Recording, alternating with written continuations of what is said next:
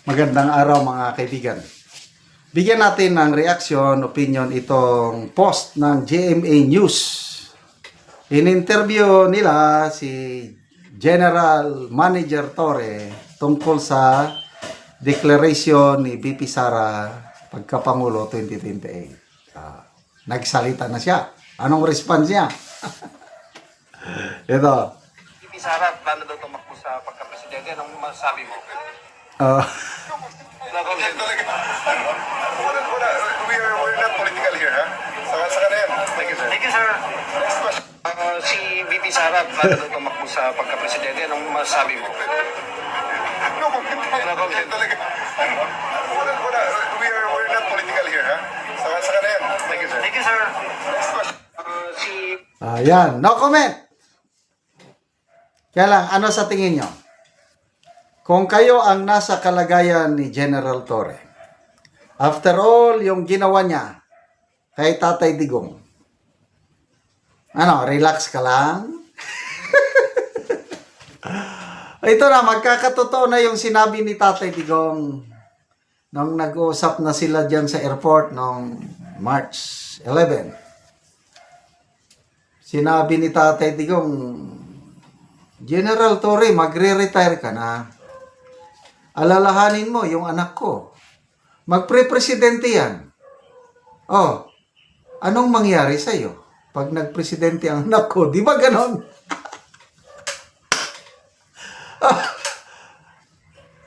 Kaya, makita nyo si General, ay, no comment, oh. But ito, opinion ko lang, ha. Kung ako ang nasa kalagayan ni General Torre, medyo kakabahan ako. Anong mangyari sa akin dito? Oh. Kalmado lang? Well, believe din ako, matapang si General Torre. May guts. So, alam niya na yan. Napaghandaan niya na yan. Napupursate niya, kakandidato ang isang Duterte at pinakamalakas na kandidato, at kung magpresidente, alam niya na kung anong mangyari sa kanya. And I believe, may plano na rin siya. Anong gagawin niya?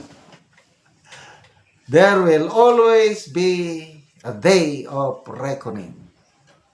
Kung anong itinanim mo, yun din ang aanihin mo. Kaya, ano yung kasabihan? Lentek lang, walang gante. Bakit ba nagkaroon ng ganong kasabihan? Ano ba yung lentek? Ang pagkakaintindi ko lang, lentek, yung parang yung kidlat. Parang yun ang lintik. Hindi mo talaga magagantihan ng kidlat. Kidlat. Pag team naman ka ng kidlat, paano mo siya magagantihan? Kaya lintik lang ang walang ganti. Hindi.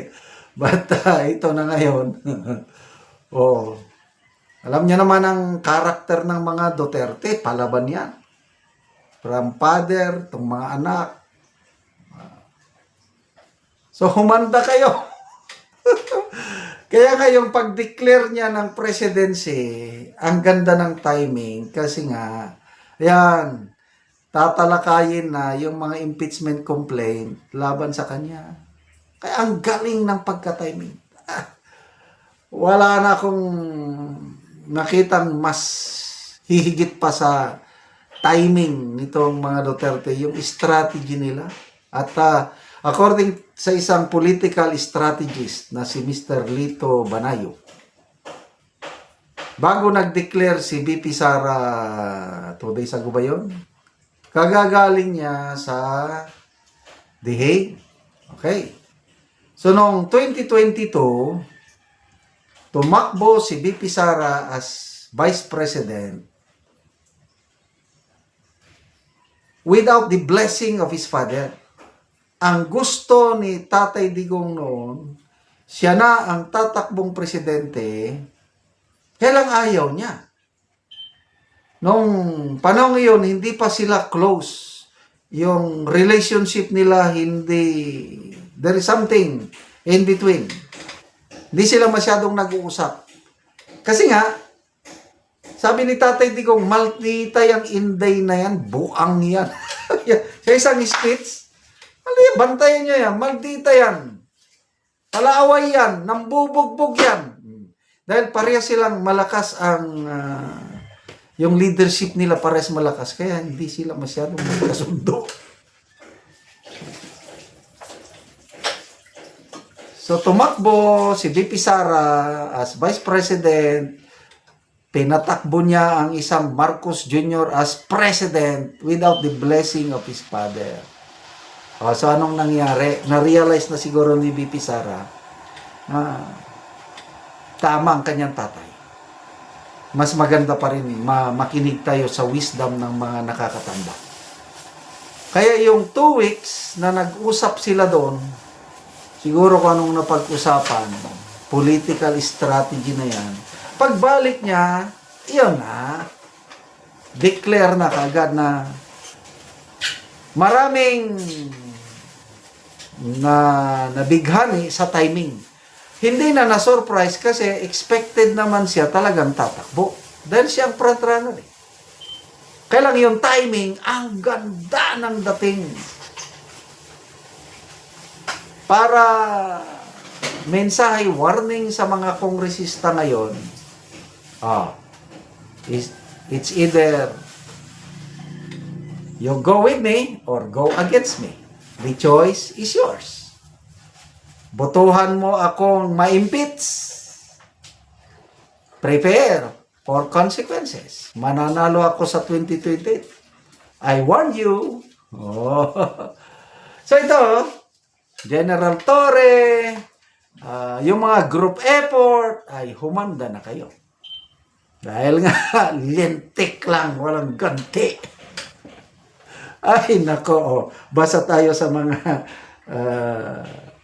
Si VP Sara, paano daw tumakbo sa pagka-presidente? Anong masabi mo? Ayun. People who reacted, 9,000 nag-react, 6,900 tumatawa. Sinong tinatawanan? Si General Torre. 1,900 lang ang nag-like. So, comments. Namutla bigla. Totoo. Rodolfo Pancrudo, palusot ka. Nads Alarba, kakak na. Edwin Vlog, natakot si Diwata. So, good luck, General Torre. Salamat mga kaibigan sa inyong pagsubaybay sa ating channel. Nakakatulong kayo ng gusto sa tribong Talandig ng Bukidnon dahil ang income natin sa channel na ito is pantulong sa tribo. Namimigay tayo ngayon ng libreng yero at pako para makapagpatayo sila ng mas maayos na tirahan. Panoorin ninyo ang video na ito.